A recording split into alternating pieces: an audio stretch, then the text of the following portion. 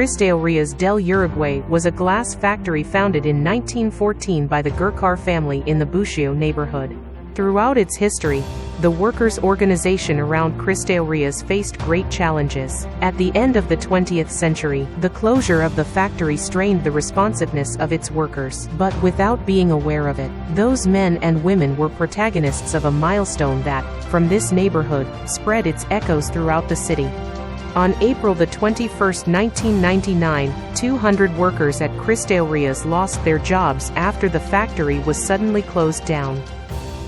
Faced with the boss's decision, the workers, members of the Workers' Union of Cristalerias del Uruguay, occupied the plant for 407 days. Saddened and anguished by the loss of their source of labor, the workers took the path of struggle, pursuing the dream of reopening. The solidarity of the neighborhood, other unions and several social organizations, the support of some parishes and various sectors of Uruguayan society were immediate. Hanging from the iron gates of the industrial plant, a sober poster announced a common cooking pot, which during more than a year of occupation, was the livelihood of the fired workers and their families. Political personalities visited the factory to listen to the workers, and their names were recorded on cardboard. Several banners hung over the historic Comercio Street announced the occupation of the plant, and informed that 200 families were on the street. The blue flags of the union, with its characteristic logo, waved alongside those of other fellow unions. Solidarity was total.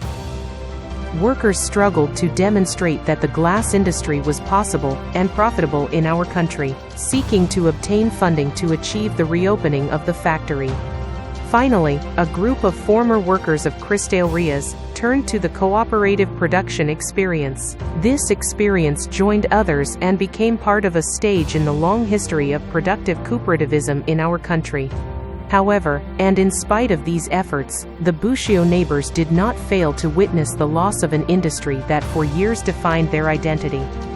On June 24, 2008, the two chimneys of the factory, symbols of the industrial activity that characterized the neighborhood for almost a century, were demolished. Today, in that emblematic place of our Montevideo, 3 residential towers of 21 floors each are erected. Almost with secret nostalgia, the corner of Solano Lopez and Asamblea Street still keeps a material proof of those memories. On the renovated FADE of the old building you can still read, in 2 bas reliefs, the name of the factory.